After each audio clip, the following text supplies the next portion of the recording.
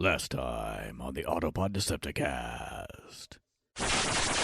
To say folks have on my Twitter have been comparing it to BOT, saying saying that like, you know, that episode is still worse. I don't know if I agree with that. Like the guts of the episode, all right, on paper are solid. On paper, yeah. I can't imagine it being executed any worse than it was. Right. I can't imagine. That's true. Braun is back from the dead. Huffer is back, but he's miscolored. And then the Constructicon is fighting with the Autobots. Right, yeah. This is so funny. Oh, yeah. Oh, my God. Yeah. This is so sexual.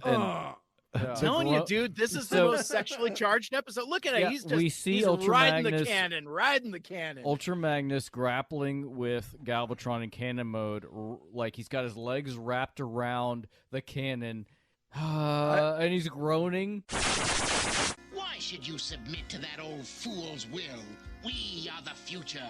As our ally, you can have the power.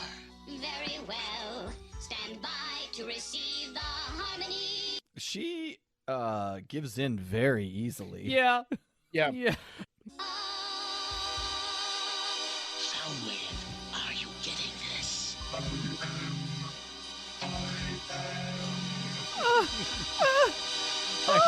Oh, yeah. Are you getting this? It was great seeing you, Caleb. Bye, Mike. Gotta go do family stuff. Things happening. Thank you for bringing the table, Caleb. We will talk more. You're welcome. We'll talk more about things. Okay. With the LLC. That's vague. APDC That sounded LLC. mildly threatening. We'll talk Are you more down with about LLC? things. And we'll talk more about the things. You don't have to worry about it. Spaghetti. And now we join our episode already in progress, Carnage in C minor, Part 2. Megatron must be stopped, no matter the cost.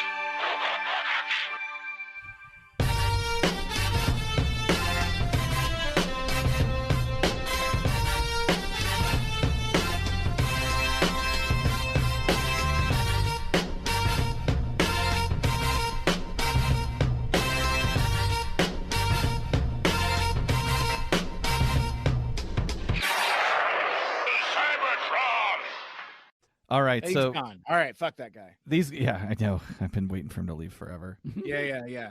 Soundwave, Galvatron, harmony received. Everybody's pretty stoked. Yep. Are we to the point where Galvatron picks up Soundwave like a little baby man, like in that She-Hulk? Not yet. Maybe. But I think that's... Because it's like, well, are you getting this? There it I is. am. Yeah, I am. But then it's like, well, did you record it? He's like, no. I mean, it's the most forlorn Soundwave has ever sounded. It's like, did you get that recorded? No. It does remind me of that porn image where there's that large woman holding up the small woman against the wall. I haven't seen it. I mean, no. I don't know. See, and that's funny because I didn't know that was a porn image. I just know it from the memes.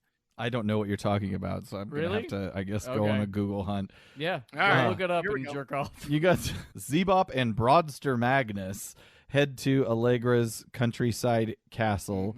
We get that there. We're gonna get the tea on Basso. He didn't like Allegra's singing, and that's why there's so much tension going on. Zebop is hanging on to Broadside's wing, just like the other guys are. Put him in the fucking cockpit. I know It's a so big dumb. plane. Why is nobody riding in Broadside? Even and actually, any one of those large robots could fit by the him. scale that I'm seeing. The Autobots spy Galvi and Soundwave, Soundvatron. Galvatron and Soundwave test the harmony, and even at 1/3 power, it can bust up some oceanside boulders. So fuck you out of that. Nice. I do like here that throughout this entire episode, again, we keep talking about like toys and scale and stuff, that for the first and only time, Soundwave is just a giant cassette recorder. Yeah. Instead of a little one. Yeah. Yeah, there's no mass shifting. Yeah. we have Ultra Blast Side, and they are spying on Ultra Blast Side is spying on Soundvatron. We see that Allegra is starting to have second thoughts about partnering with the Decepticons. Just immediately. At this point, almost as quickly as she decided to partner with the Decepticons. Zebop confronts Allegra, but since he's got another piece of the secret and is probably with the Autobots that are clearly in the scene with him already, Galvatron fires haphazardly. Soundwave transforms. He spills his secret onto the Autobots, stopping them in their tracks. Magnus commands his team to resist. Allegra doesn't want Zebop hurt, so she starts to take action, but is captured by Galvatron. Zebop resists Soundwave's audio ammunition with his own mighty solo, but this backfires when Soundwave records it, and now he possesses two-thirds of the Symphony of Destruction, which he uses against the Autobots, causing them to fall into a deep trench, and that is where we go to commercial. We should capture his harmony, which isn't even singing, it's just a noise. Also, he shoots it out of his forehead. Yep. No, you won't hurt Zebop. You won't.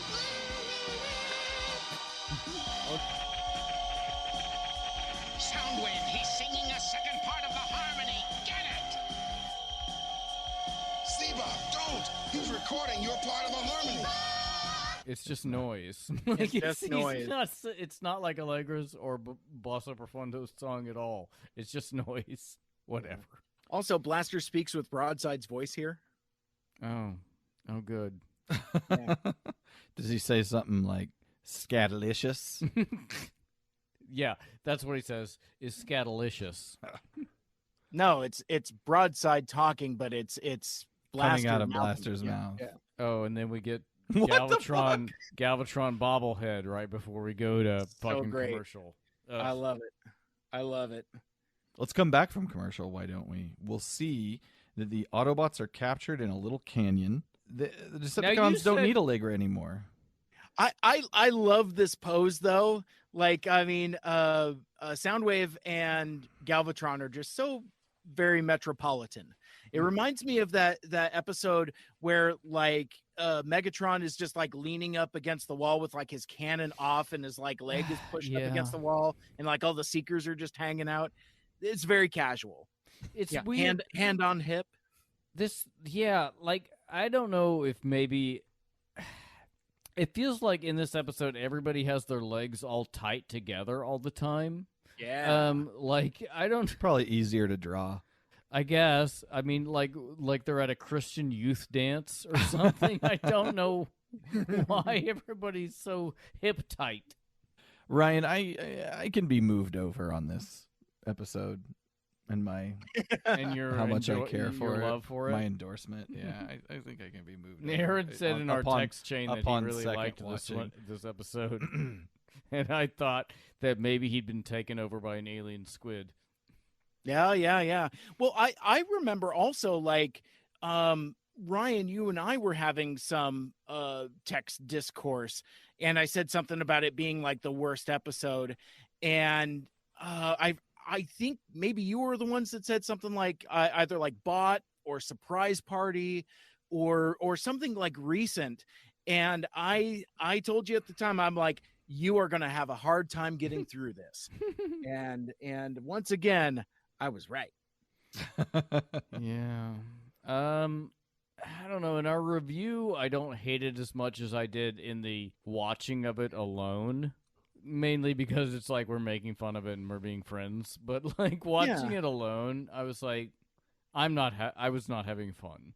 It's the opposite for me. I had fun watching it alone, and I'm starting to hate it. Okay.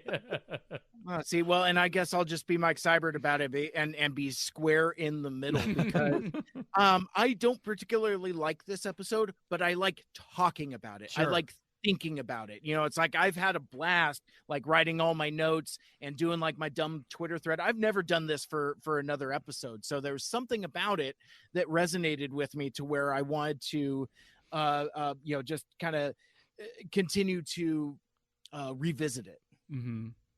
Well, the Autobots are captured. They're in a little canyon. We're back from commercial. The Decepticons determine they do not need Allegra anymore. She is angered at the Decepticons, and so she sings her weapon, which knocks Galvatron into Canyon's not the right word. Crater? Is that a better word? She knocks him into that. Soundwave counters with his double-powered musical piece, which knocks Allegra back to the ground. Galvatron, at this point, he means to murder Allegra, but he prefers his victims alive. She's passed out, you see. The Autobots dig out of their hole and attack. Blaster and Soundwave get into it with an iconic battle, perhaps more iconic than even the last time we saw them show down. Magnus and Galvatron, they have a shootout. Zebop runs to save Allegra, while Broadside just stays in the pit, I guess. This is where Zebop gets crushed, and I was like, oh, good, he's dead. Yeah, Blaster and Soundwave fall on top of Zebop, although I think from an art standpoint, it looks like they fell on top of both of them. But yeah, I guess presumably they kill him, but Galvatron and Soundwave at this point decide to retreat, and this is where Allegra unleashes a soothing hymn, bringing Zebop back from the brink. And these people are like Jesus Jukebox. Well, that's the name of the episode. Actually, I wrote down the name of the episode. It is, drum roll, a goddamn Mike Seibert takeover. That's long. That's real long. Also, the audience already knows that's going to happen. Speaking of, I'll just round off this scene by saying this. At this point, everybody is ready to head back to the city and figure things out. And did you guys forget the Constructicons and Superion were in this episode in Preceptor? Because I did. There's a whole other thing. Guess what? Where did Grimlock go? We'll never know. Yeah, I thought early in the episode, it's like because Grimlock was replaced with Hotspot almost instantly. And I'm like, well, Hotspot, Grimlock, I mean, they're basically the same character. What's you just being pedantic? Are they though? Because I don't care about Hotspot. I care. I think he's making a joke. Yeah. Oh, I see. I think it's a haha. Oh, did I? Shall I start wheezing into my microphone again? Please. I hate the Don DeLuise. So let's talk about this fight, because so Blaster v Soundwave round 2. I agree with you, Aaron. This is a much better fight. This is an actual fight, like unlike what we saw in Autobot. But like, since the animation is so bad, when they're grappling early on, it is very much like awkward at the 8th grade dance, because Blaster kind of like has him around. He's holding around his elbow and kind of holding around around his waist there. But the look on his face, he's just like, so they do a lot of light grappling. And again, as I said, this is the horniest episode of the Transformers, because I finally figured out after all these years, I figured out the tragedy of Soundwave. He wants to kiss, but he's got no mouth. Because they're like right before they tumble over, Soundwave is like right up in Blaster's face, like, really looking to plant one on him, and yeah, he just can't. So Soundwave is just like aggressively pent up this entire episode. But yeah, I mean, you get some like high quality fisticuffs, you get some like actual punching. It's like I said, it's a pretty good fight. Unfortunately for me, being a Soundwave fan, Blaster does kind of get the upper hand again. That dude is definitely dead. That time Blaster totally killed a kid. But I mean that dude should just be like a smear of cranberry sauce on Thanksgiving. I guess if they can generate Autobots out of ashes, they can recompose blood and tissue into a fully formed person, although we don't see blood or tissue. Yeah, the way that Blaster and Soundwave fight, they fight with they're holding hands. They're holding hands. Yes. Yeah, I mean they're trying to hide their love. It could be the front of a porno. It's the make-out scene before we take things further. Just kind of feeling each other out, just trying to figure out what's going to work, where, you know, and it's always awkward too. You got to figure out where your hands are going to go. You're going to figure out where your partner's hands where you want them to go. What are the limits? And what are the limits? It's like, second base, not quite. Okay, fine. What is he like? What is he like? I don't know. My girlfriend was just telling me about, like, both of us are not like looking for this, but she was wait a minute. She was watching the porn, some family porn, you know, like they do. This every porn that exists. Like every porn exists, yeah. Even though they label it and it's not really. But unfortunately, she watched this whole one where the whole premise was like this guy got off on having sex with his sister. And then later in the episode, they found out they're not really related, and he was devastated. I love it. That has nothing to do with anything we're talking about, but I appreciate the share. You were talking. They connected somehow. I don't know. Yeah, it's pornography, whatever. I just like, I mean, you know that someone is a true connoisseur and consumer of pornography to where they can actually like talk about like the storylines within the That's episode. What she likes. She likes the storylines. Sure. No, I mean, whatever gets you going. Related. I mean, it's what it's there for. But yeah, it's like I can understand like a premise or a trope or a category or, you know, that type of thing. But like, yeah, in terms of like in-depth storyline, because it's just like, oh, this has sound. There's like, dialogue. There was a twist, and I appreciated it. Like, yeah. So I get it. I don't know about anybody else. I very rarely have the sound on. Was the execution bad, but the storyline was good, much like this episode? I don't know. I haven't seen it. Well, I'll put it up on the website. Yeah, put it on the Discord. All right, so there's still a battle happening elsewhere on the planet. As I said, Superion Protectobots, Percy versus Devastator. And Soundwave is already back here for some reason, and they're fighting, and the rest of the Autobots are hovering in the air and shoot. Yeah. Also, this episode seems to be like that pose rocks. By the way, where like Soundwave is like in like this dynamic angle there. Too bad he shouldn't be here. Shouldn't be there, but that I mean, again, looking for something to hang on to. That pose rocks. Like this episode seems to be like, Gestalts, fuck them. Because anything like shooting him once makes him fall apart at any given point. Like they don't seem to do anything or be scary ever. The Autobots are hoping that the other Autobots show back up soon because their greater numbers just aren't winning the game. The Eurythmians know what they've got to do, which is break out the harmonic amplifier. Basso and some other elf that we haven't really been introduced to, who I guess is an engineer or something. Like Helen Mirren. It does. Interesting. Helen Mirren shouts out. Sorry. All this jerking off. This episode isn't just making Soundwave horny, apparently. It is the horniest episode, and it is Valentine's Day. So. Regardless, the power of this tune is not enough. The full band must get back together. It did feel like the other elf thing was singing also, but I don't feel like that elf has anything to do with...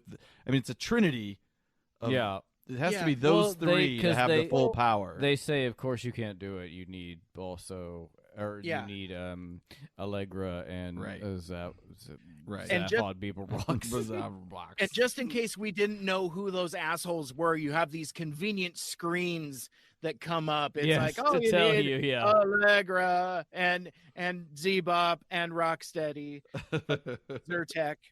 The power of the tune that they emit just isn't enough. Why is this episode so long? Soundwave has a bootleg of the Eurythmics Live in Rome 1989. He's tearing up the city with this noise. The performance will not be well reviewed in the Times. Basso attacks, and Soundwave is able to capture the third part of the harmony, which the Decepticons use to knock out the city, a handful of Autobots. The Decepticons then depart to Earth. They're done here. It's time to get back to that Metroplex scheme that we talked about earlier in the episode.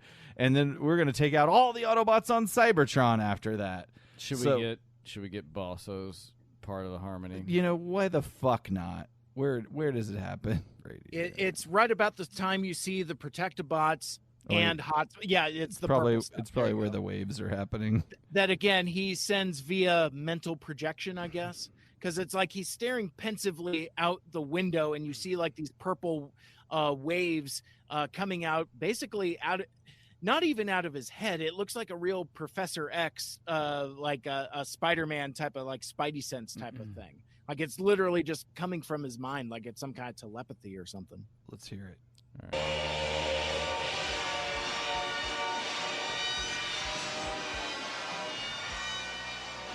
You guys were dissing me earlier, but it really is bassy, so why not basso profundo?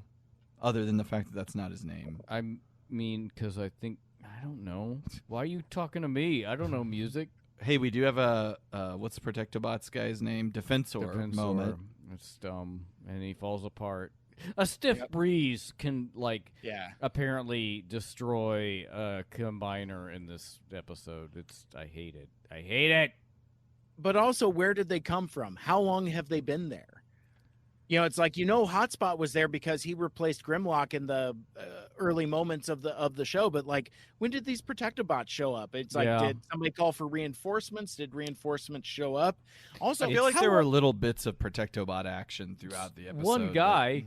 No, I think there was more than Hotspot. Nope. Wasn't there? No. Nope. Okay. Nope. So after the Decepticons depart the planet, some of the Autobots have been damaged. Bosso shows up. There's a little bit of some blame game action going on, but finally he relents into using the full power of the Eurythmics to revive Preceptor and the gang. And then everybody goes to Earth. Well, and it's interesting here too, though, because like basically, so Magnus is the only one left alive, right? Yes. So like everyone else is super dead, and then they get like revived through the power of the harmonies and whatever. But it is kind of interesting when you think about the relationship of Transformers with death. It's like, so in a sense, Ultra Magnus has been dead, and the thing with like, Preceptor and Broadside and all that other stuff, there's a dismissiveness to, I forget if it's Preceptor or Broadside. One of them says something to the effect of, oh man, what happened? And Ultra Magnus is like, oh, it's a long story. I can tell you on the way to Earth. Well, first, motherfucker, it's not a long story. It's just like you were dead, now you're not. Right. But because of Ultra Magnus, one, being kind of no nonsense as he is, but two, having had a brush with death himself, it's kind of like not a big deal for him. Right. Mm-hmm. Theoretically, this should have more weight. Like, yeah, you guys were like super dead and now you're not. No death should have weight at this point. We can raise organics from the dead. We can raise robots from the dead. None of it matters. Nothing matters. Well, I don't know if it. I think the implication is they were mostly dead. Sure. So how about that part at the beginning of the episode, which incidentally I missed totally? Like, Aaron, in your description of it, you said like the Autobots were, reduced to ash by Galvatron's cannon blast, and I never read it that way. I thought that they were just under debris and rubble. But if you look the debris and rubble all around them was reduced to ash for sure. I mean, they were in a pile of ash when they came out of it. Right. So, but it was interesting watching it as.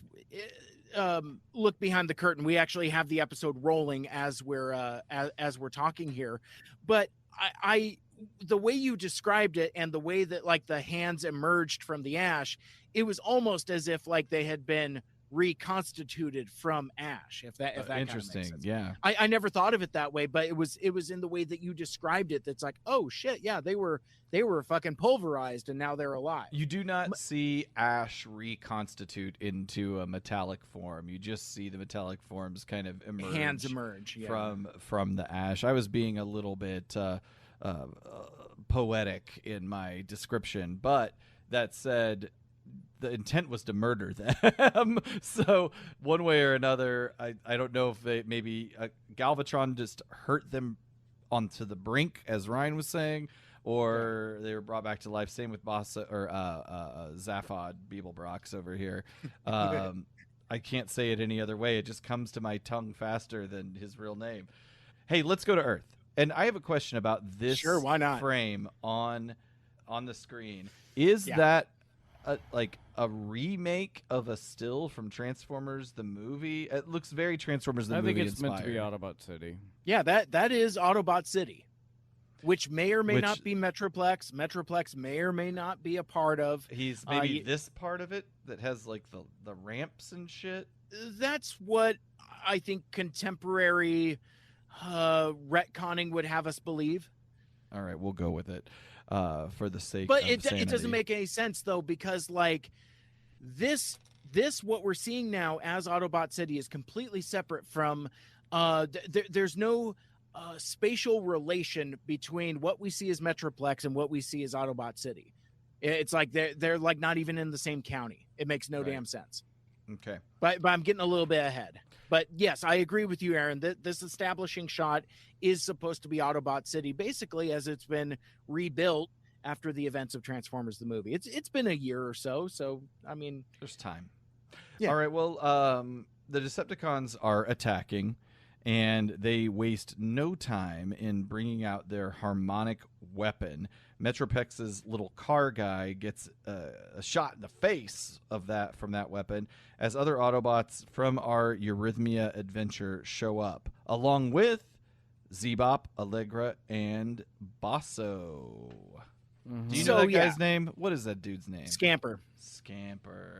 The three Eurythmians, whatever, unleash their voices, disrupting Soundwave's ability to broadcast. It's anti-sound.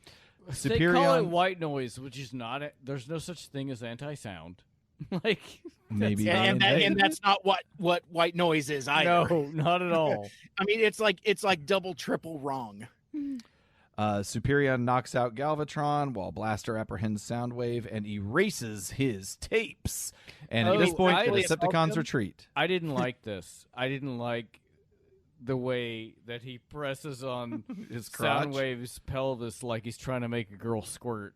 He sexually assaults him. Like, I didn't like that. We went from the horniest episode to the rapiest episode in like seconds. You guys know about that, right? You push on the pelvis to make it, come harder. You mean the inside clitoris, the Grafenberger's spot? No. Like, all right, we're gonna get into it. Like when you're. I mean, you gotta have something to throw. You push outside on the pelvis, like you push like this to make it come harder. So stupid. If you push, like even as a guy, if you push on your pelvis while you're coming, it feels better. Mental note. Wait a second. I'm just trying to figure out the masturbatory logistics of this, because it's like one hand is on the wang and the other hand is on your lower abdomen. You push on the pelvis, like right above it, like right above your sex, and that's what you do to make a. Creeps me out when people call it their sex. Yeah, when you. All right, well, let's wrap this up real quickly. Eurythmians, you got to accept each other's differences to live in. Caleb's not here, but God, thankfully this was another short episode. Fuck, it felt like 1,000 hours. Yes, the episode and 1,000 more talking about it, thanks to one Mike Seibert. It just limps to the 20 I feel like there's mark. plenty to say, whether you're contributing or not, Mike. Don't feel bad about it, but feel bad about it. I don't. Okay. Dateline. Good evening, Mr. and Mrs. America and all the ships at sea. The Autopod Decepticast has news. Let's go to press. And here it is. Manscaped has an all-new product for the new year. That's right, our sponsor for this episode has the brand new Beard Hedger Pro Kit. Manscaped sent us all, enough of that voice. Manscaped sent us all a kit, and I used it last night to shape my mustache. I really like this product. Tame your mane by going to manscaped.com and using our code APDC for 20% off and free shipping. The hedger itself has a connected guard with rotary adjustable wheel that gives you 20 cutting lengths without having the annoyance of changing guards, which is a lot of like trimmers I've had to do. And it's waterproof, so you can trim in the shower without scattering cuttings all over the sink. I'm usually like, okay, I definitely got them all, and I clean the sink so well, and then boom, in the morning, a stray jerk beard whisker is staring me in the face. The kit also comes with this dope beard comb, beard shampoo, conditioner, and of course, beard oil. Also, this nice pair of scissors for precision pimping. Pimping, not pimping, primping. Once again, get 20% off and free shipping on the Beard Hedger Pro Kit by going to manscaped.com and using our code APDC. Manscaped Beard Hedger, 1 stroke, 1 guard, 20 lengths. Manscaped.com, code APDC. Now, back to the show. Talk about some new characters that were introduced in this. Basso Profundo was Ed Gilbert. Hang on. So we're done talking about the episode? We're still talking about the episode. There's script deviations. There's iconic moments. There's scheme ratings. Those are segments. I mean, in the episode discussion. What do you want to talk about? Back it up. But no. So the thing with like erasing the tapes, it's like, so did he just murder Rumble? Well, that was what I thought too was weird. What's like, this seems like an episode where the tapes could have played into it, but they didn't do that at all. Right. I assume he just has a blank tape inside of him at all times.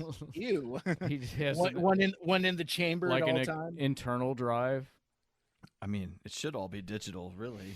I mean, yeah, in the far-flung future of 2006. We were already there. We were MP3 in it like the best of them. Yeah. But yeah, I mean, you get some more gentle grappling before the aforementioned assault. But if Soundwave would have squirted though out of his chest. Oh, that would ew. He is very upset. That's the ew moment. I mean, that's don't be gross. Oh, now don't be gross. I was talking about women squirting. That's beautiful. But a robot? It's gross. Unnatural. We should have the governor of Florida make a law God, against no, it. don't bring it, Rick Santos. What else you got, Mike? What do you got that we didn't cover hard enough for you? Oh, I see. I like that. Come back to me maybe after script deviations so that I can share with you my theory about this. Script deviations is real short. So. All right. So that's the end of the episode. Now we like to talk about new characters and new voice actors that might be attributed to them. Basso Profundo was voiced by one Ed Gilbert, who we know as Blitzwing, Sean Berger, Superion, and Thrust. Zebop was Paul Eating, who, of course, we know as Preceptor and some other bozos. The audio engineer, the Eurythmian communicator, as they are credited, was also Paul Eating. Scamper was Dan Gilvazan, and Allegra, which in the tradition of many fine female performances on this program, is unknown. Oh, good. Of course. Who cares about women? That's not true. It's Arlene Banis, same person who voiced Carly. Where'd you get that? I don't remember. Oh, well, perhaps it is, but according to TF Wiki, that performance is unknown. Sorry. Okay. Hey, Chris McFeely, get your head out your ass and update the TF Wiki. Wow. Shots fired at this a fine Transformer wow. creator. This has gotten hostile. Well, hey there, guys. I just want to burst in here real quick, not unlike the Kool-Aid Man, with a little bit of follow-up. So after we finished recording the episode, the mystery of who the voice actor for Allegra was, it was really bothering me. You know, I stuck my neck out saying that Allegra was voiced by Arlene Banis, who also voiced Carly. But as you just heard, when Aaron asked me where I knew that from, I couldn't remember, and it's been bugging me. I mean, after all, the TF Wiki shows that the actor is unknown. However, I didn't actually know that at the time, not until Aaron showed me that while we were recording. I hadn't actually read the TF Wiki for my research and notes for the episode. I did, however, for my research, listen to a variety of other podcasts that covered Carnage in C minor, including Transformers University, Moonbase 2, Radio Free Cybertron, among others. And that's where I remembered that from. I knew I had heard it somewhere. And I actually just kind of assumed that was common knowledge. So the pushback kind of threw me off a little bit. And I couldn't remember which show specifically I had heard it from. So I wasn't in a position to say like, oh yeah, I heard it on a podcast. So I had to do some backtracking to kind of figure out how to solve the mystery and collect my receipts. Turns out, I had heard that mentioned on a podcast called 4 Million Years Later. It's also a G1 recap show, very similar to APDC, but also very different in terms of tone.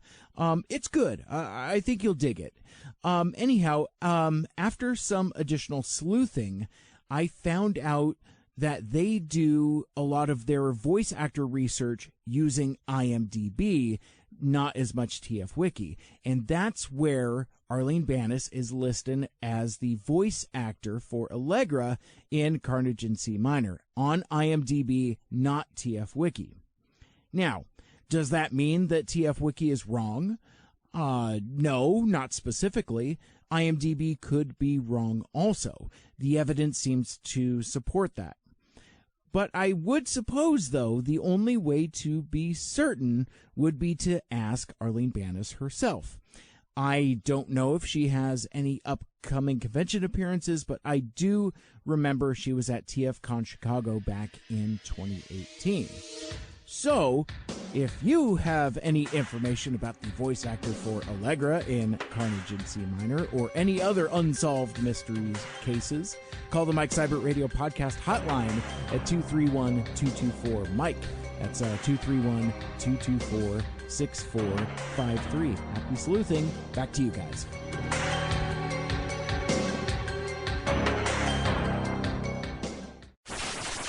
And at this point in time, we like to go in the real world. Okay, mother truckers. Here we go.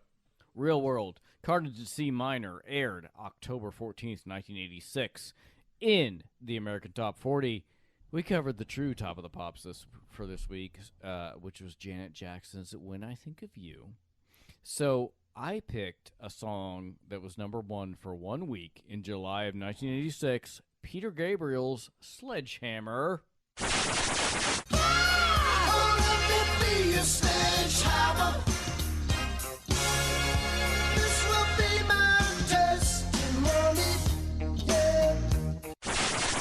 You guys know this song. Oh, yeah. We had Genesis last episode. Hey, maybe I'll talk about that. let's touch on it. Good point. It's serendipitous that it just happened to pick this after we covered Genesis's Invisible Touch last episode, because Sledgehammer replaced Invisible Touch at the number one spot. It's also Peter Gabriel's only number one U.S. hit, and Invisible Touch was his former band's Genesis's also their only number one hit. How about that? That's interesting. You sound sarcastic. No, that's genuinely interesting. I didn't know that. Do you have any notes about the Peter Gabriel Sledgehammer video? I have. Here's what I have about it. If you know nothing else about it, you probably remember the music video. It's a mixture of claymation, pixelization, and stop-motion animation. Was directed by Stephen R. Johnson, and Gabriel had to lay under a sheet of glass for 16 hours to film the frame-by-frame. The song won a record 9 MTV Video Music Awards in 1987 and Best British Video the same year at the Brit Awards. And Gabriel was nominated for 3 Grammys. And that's what I have about the video. Ah, very good. It is a good video. All Peter Gabriel's videos are amazing. Yep. Do you remember that one that had the computer animated baby? Nope. Not Big Time. not digging in the. I'll come back to it. Some other century. I know. I don't know.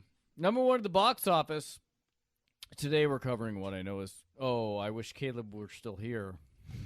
Me too. Me too. Because it's one of his. It's probably his favorite movie, Big Trouble in Little China. Oh, hey. For those who we did an episode on that for, I don't remember if it was for Unfunny Nerd Tangent with Greg or if it was my show, but yeah, ironically enough, another first time view. I hadn't watched the episode before we really? I hadn't. I missed it. I had missed it. It was a weird blind spot. How'd you feel about that movie? Fucking rules. Holy shit. Agree. For those of you who don't know, this 1986 classic is John Carpenter's fantasy action comedy starring Kurt Russell doing a strange sideways John Wayne voice, Kim Cattrall, Dennis Dunn, and James Hong. The film tells the story of a truck driver, Jack Burton, who played by Russell, who helps his friend Wang Chi, played by Dunn, who rescues Wang's green-eyed fiancée from bandits in San Francisco's Chinatown, and they go into a mysterious underworld beneath Chinatown where they face an ancient sorcerer named David Lopin, played by Hong, who requires a woman with green eyes to marry him in order to be released from a centuries-old curse. Why doesn't Kim Cattrall have green eyes? She has distractingly green contact lenses. Okay. Big Trouble was rushed into production because a film with a similar theme, Eddie Murphy's The Golden Child, was slated to come out the same time. This fucking film is bananas in the best way possible. Like, it's so fucking crazy. And it has martial arts, sorcery, monsters, six-demon bag. It's set in a backdrop of modern San Francisco Chinatown.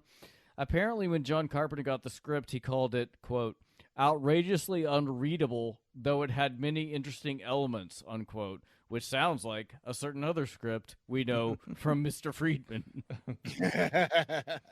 I love it. They brought in script doctor W.D. Richter, who was the director of Buckaroo Banzai, another great movie, and he basically overhauled the whole thing.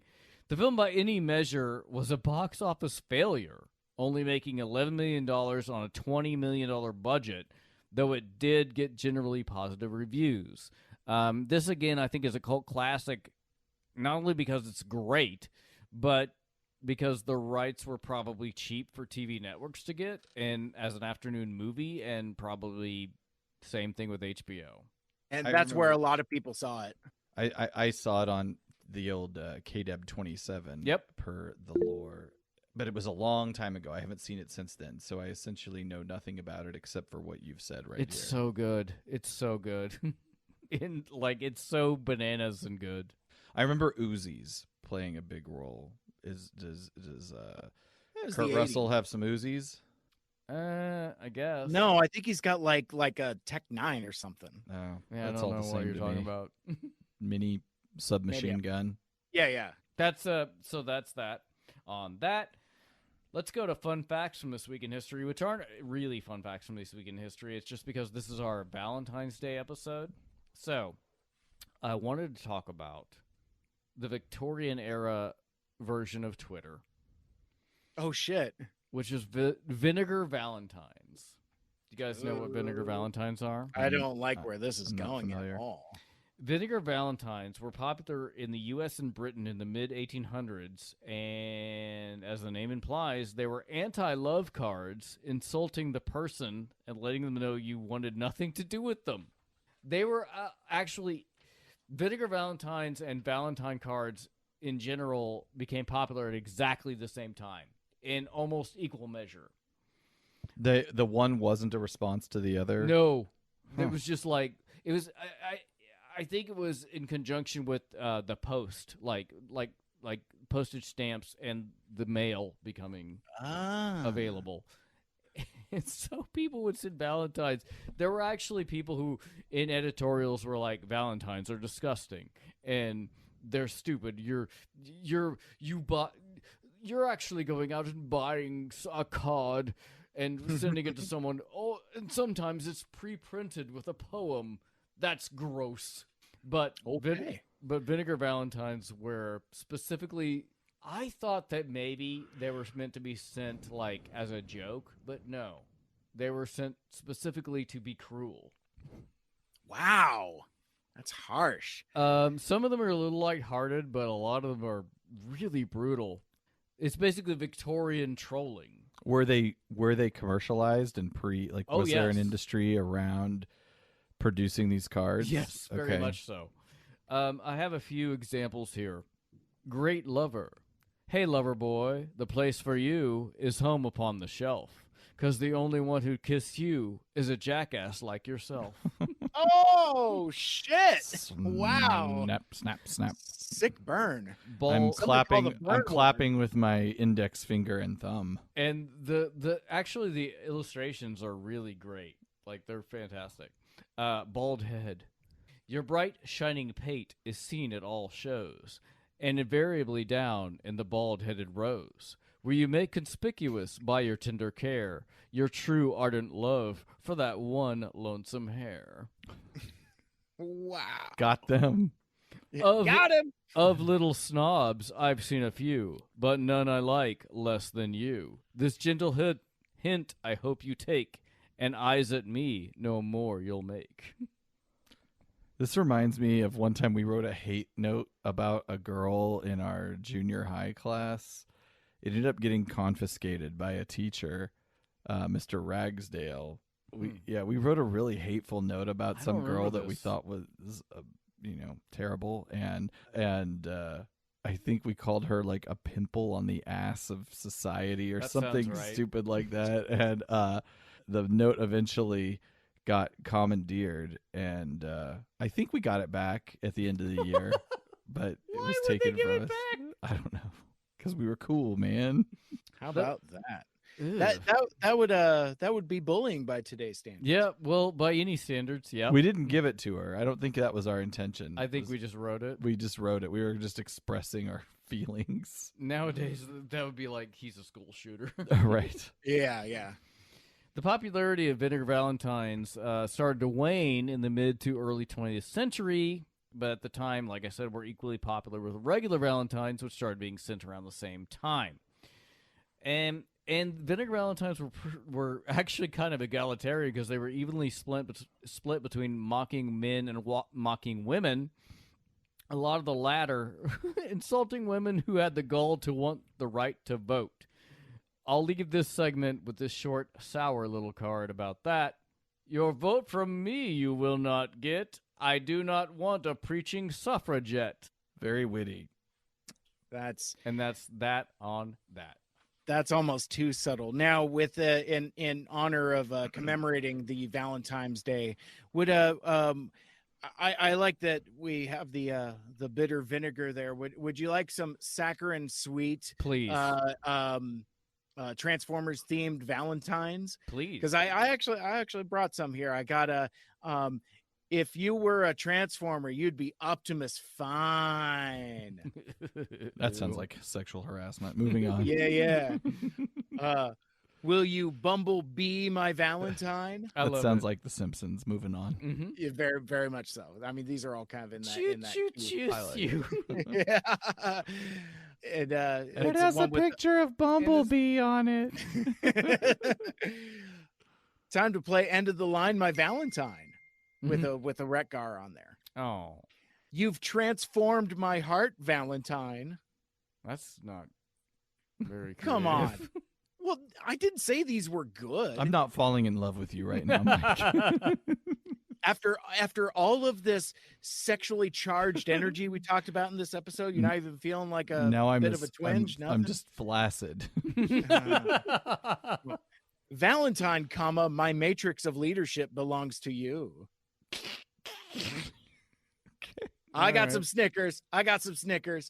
All right, fine. But, they were ironic. For my friends that like the Bayverse movieverse, give me your face, yeah, so I could kiss it. That's horrible. Yeah. Well, and yeah, it's terrible. And so we'll round out with like some wholesome ones. These are actually like real ones. The other ones I just kind of found on the internet. This is from the Transformers animated Valentine pack from like 2007. Okay. Topical for my stuff, but it's got one with Ratchet and it says Valentine to the rescue ! Got one with Bulkhead. Our friendship is ironclad! ! Prowl, let's roll, Valentine! ! Mm-hmm. They got the punctuation. Yeah. Well, I say punctuation out loud. It's kind of my thing. Megatron says, "You're a mega friend!" ! And then, of course, yet another reprise of the Bumblebee, "Be My Valentine." Optimus Prime has one. "You are a truckload of fun." Oh. And then finally, lastly, and certainly leastly, Starscream has one that says, "You are a scream." So happy and Valentine's we can Day. expect those Valentines from you to us this Valentine's Day, I'm sure, Mike. Yes, most certainly. That's fun. Rip Deviations. No script for this one. The next one we have is Fighter Flea. So let's talk about the writer Buzz Dixon. We've mentioned him before. He also wrote Prime Target and The God Gambit, both of which I liked, but both of which are also high concept lunacy. Dixon is best known for his work on G.I. Joe, but he also did My Little Pony and Humanoids and Jim, par for the course. He is a Marvel Sunbow guy and good friends with our man Flint Dilley. Dixon has said that he fought to get Optimus Prime and Shipwreck as cameos on My Little Pony, the movie, but was roundly rejected. But Buzz is such a strange person, it's entirely possible that was just a joke that he made up out of whole cloth. So we have no more Transformers episodes to look forward from him, sadly, or maybe gladly. There wasn't much to find about the script, really. I couldn't find Buzz talking about it himself or really any ancillary material. Almost like everyone wanted to forget about it. Yeah. That's all on the script. You guys know I saw Flint Dilley and Buzz Dixon at TFCon LA. We did miss that story. They were having dinner one time, and I came up to them, and I was like, "Hey, guys, it's me, Aaron, from the Autopod Decepticast. You somehow made it work. And I have some buttons for you, and I really like your work," and they were really nice. So with regards to Buzz Dixon, I did think it was kind of interesting that Ryan, I'm glad that you mentioned his G.I. Joe stuff, because this has some kind of components of his G.I. Joe stuff, like in like the finding elementals of stuff, like an Arise Serpentor Arise type of thing, or even like the components of the mass device, the three parts of the harmony and all that. I thought that was interesting. But now I think as good a time as any for me to drop my big galaxy brain theory on y'all's. Are you ready to receive? Hang on, please. Wait a minute. Now I'm ready. Okay. This is a season 2 episode, reskinned as a season 3 episode. Which will go on. I'm lost. Okay, well, first of all, it's a Soundwave spotlight episode in a season where there doesn't need to be a spotlight episode. We talked about how incongruous it is having the 86 characters and the 84 characters. None of the 86 characters really have any significance or impact or agency, really, right? As characters. The role that Ultra Magnus plays very easily could have been Optimus Prime. Right. And the way that Galvatron behaves, that just as easily could have been Megatron as it was Galvatron. This is all coming together. Well, and the other ones that Buzz Dixon wrote were season 2 episodes. So this is his only season 3 episode. This might have been like leftover or unproduced. It was just in the can. They slapped some new names on there. You're right, because Galvatron isn't crazy in this episode. He's not very crazy. Reasonable.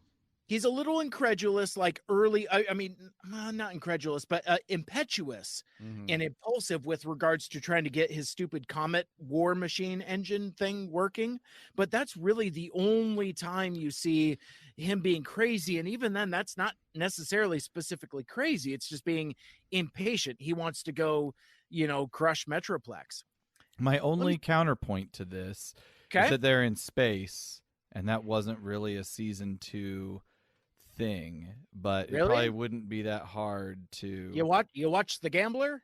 You watch Child's Play? But you didn't have I'm Decepticons. like ladder season 2. And I guess a comet could be close to Earth, and maybe they want to crash it into Earth, and maybe I don't know. I fully believe this is a possibility. I would also say that might speak to how slapdash the production is. It's like, oh man, we have this random script just sitting here. Let's just shit it out as an episode. It could have been like, and they forgot to take out Huffer and Brawn, and so they just slapped some. Who were colors still alive on them. at that point. It could have been. It could have been a possibility of a script that fell out, and they just had this on, which Flint has talked about. Yeah. So this could have been just a script that fell out. Now, not to contradict myself or to reemphasize my point, I'm not sure which it is.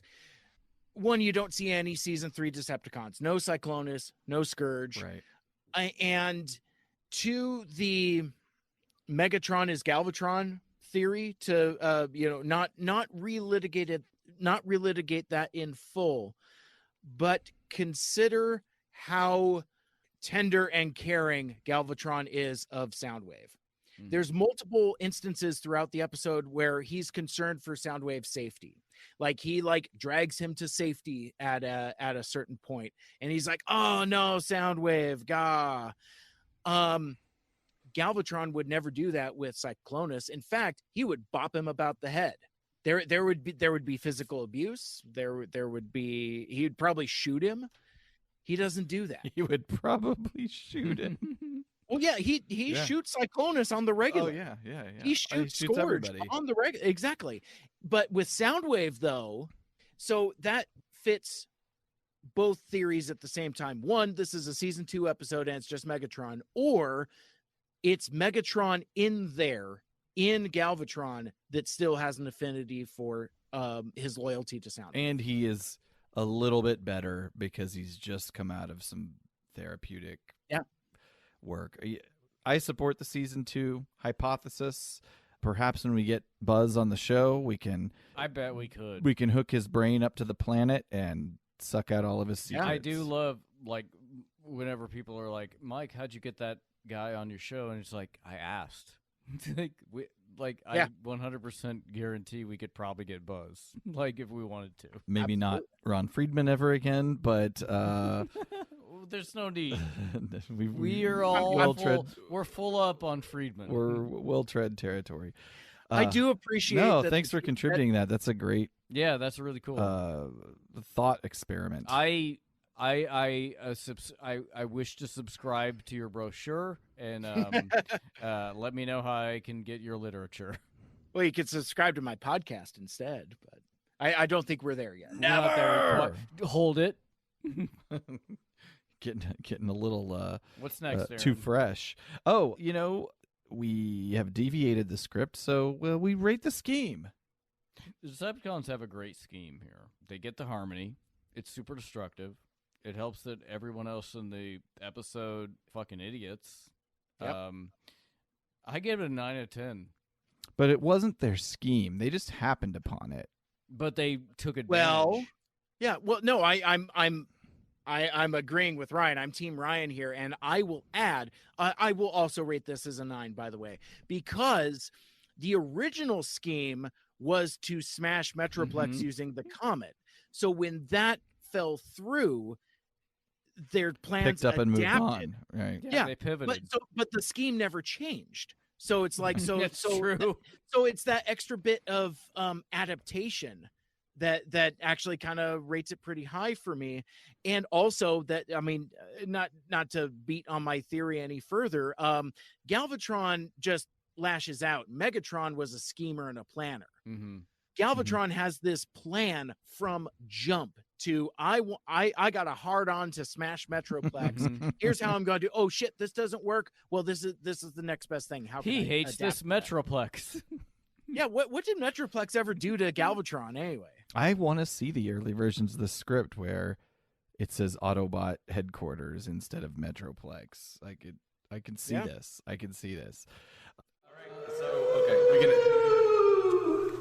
we can. I'm the ghost of the iconic moment. You know. Okay, so I know what the main one was. Like, you know, Soundwave and Galvatron holding hands, which we didn't even talk about when it happened. By the way, we breezed right past it. It's true. You dicks. I'm here for one reason, to talk about one thing, and we skipped over it. So we're going to talk about it now. I must have been out of the room. I think I took a pee break when that happened. Cause sorry, you guys didn't address it. What the fuck's wrong? I don't remember seeing it, so I guess I don't know the exact. Blink and you'll miss it. I don't remember the exact part it when it was happening. And we were too far gone in the plot where, like, I already did enough where I'm dragging us backwards. I'm like, oh, let this Aaron, go. We'll come up. Done fucked up, Ron.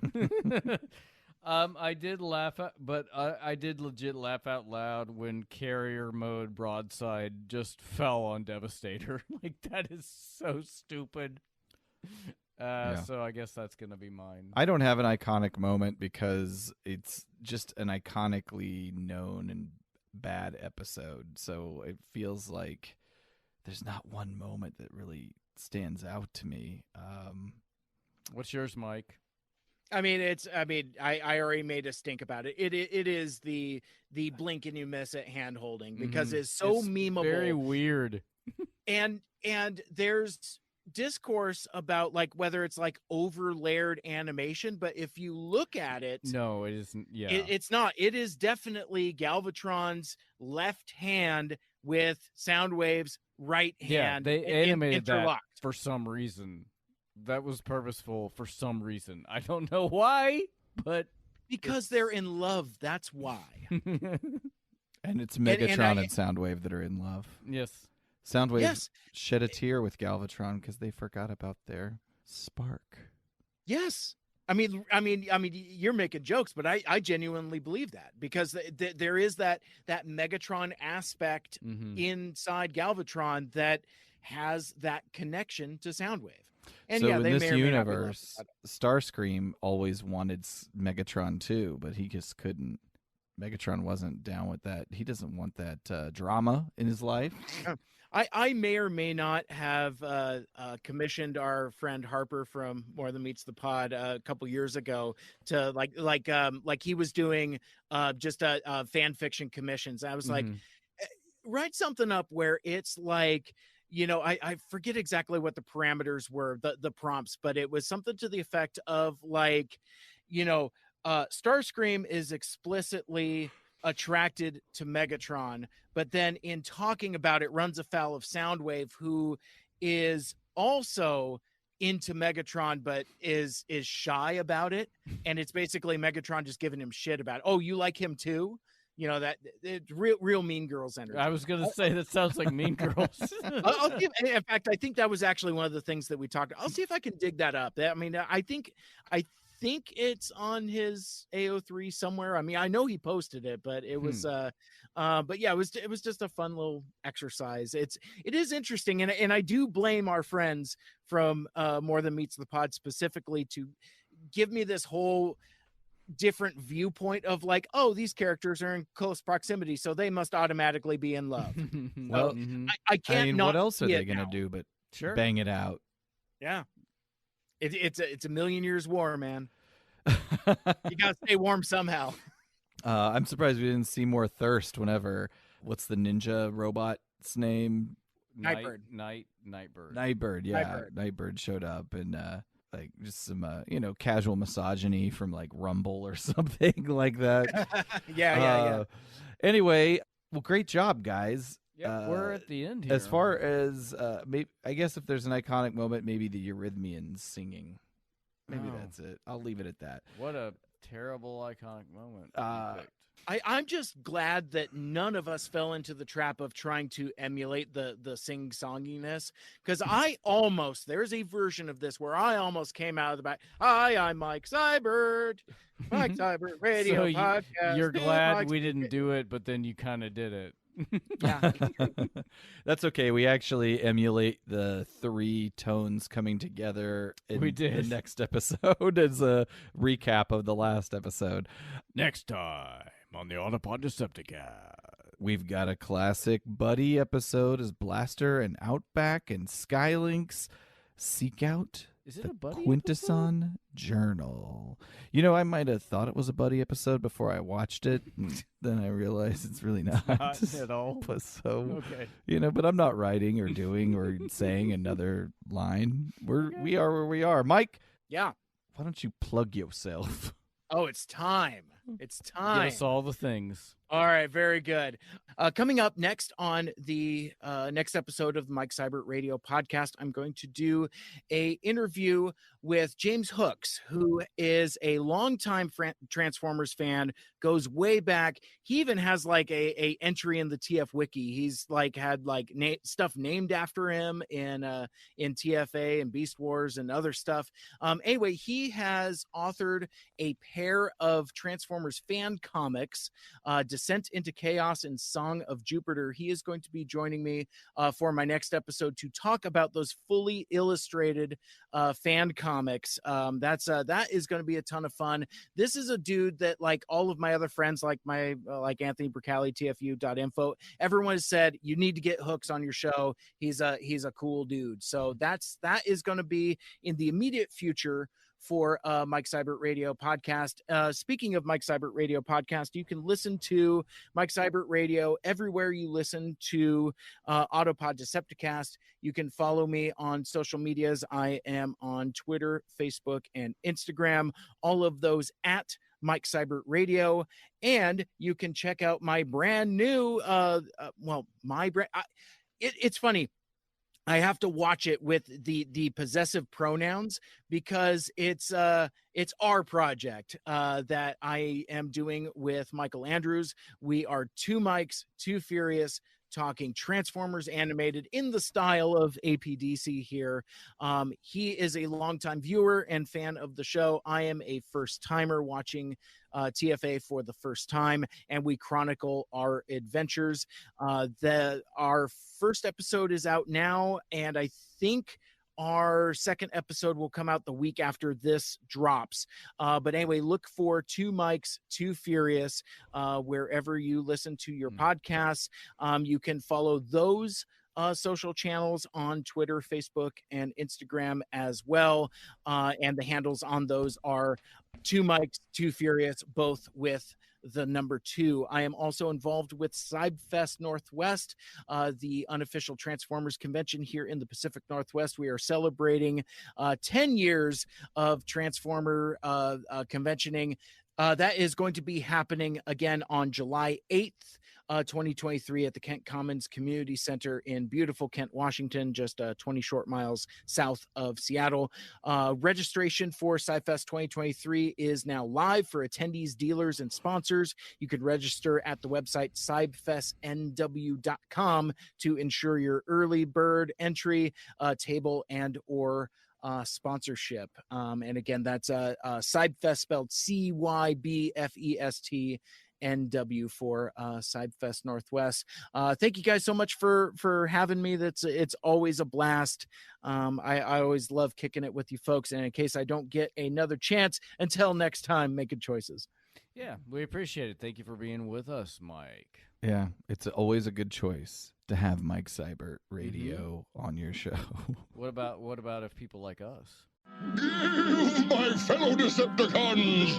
Give till it hurts! If you'd like to help support the show, we invite you to check out our Patreon page. It has several levels of support that, come with all the benefits. There's some artwork and shit. Mm-hmm. If you give us the appropriate level of scratch, you will get it eventually. I swear. And you can find that at patreon.com/APDC. APODcast, or you can check out the APDC store itself and see the merchandise that is available for grabs. Finally, you can buy us a drink for $5. You give us that money via PayPal, and which is what, paypal.com/APODcast? Yep. And we'll make that drink, and we'll drink it and talk about it on air. Additionally, feel free to give us a review, some stars, Apple Podcasts, Stitcher, Spotify, and Google Play. You can just, 5 stars, please. Socially. Nothing less. You can just socially do a thing with us at Twitter, mostly. Facebook and Instagram. They're things that exist. All of them at APODcast. And, hey, if you become a patron, you can join the Discord. Where we actually do chat a little bit more and get in and out. And I love in the and out some more on that thing. Mike, you're on there. Mike, constantly. If you need some more of the Mike Seibert radio experience, which I just love to make up a new name for your program every time I say it. Please stop misgendering my podcast, by the way. It gives me the shits every time. It's like when you go through the Patreons and it's like, the Patreon patrons, which incidentally, you should probably come up with a snappy name for the patrons. But I digress. It's like, the Mike Seibert radio experience. I'm like in the street and I stop and I'm like, it's motherfucker. I literally did that last week. I exclaimed motherfucker because that's not the name of the show. All right, well, that's not my name. That's technically it's just Mike Seibert that is a patron of the show and not the Mike Seibert Radio Hour extravaganza. So such a dick. So I guess I shouldn't promote your show at all. I should only promote Mike Seibert. You're promoting a different show. That's not my show. So somebody's looking for the Mike Seibert radio experience and they're like, what the fuck is this? I only find a Mike Seibert radio podcast.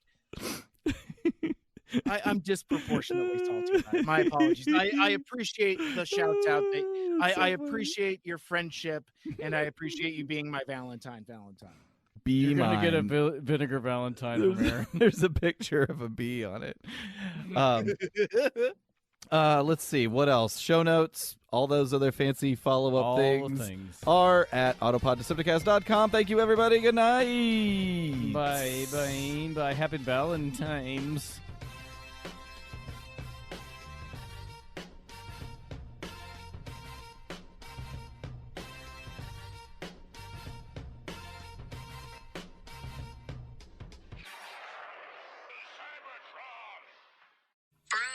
Is the sponsor of Autopod Decepticast. Yes.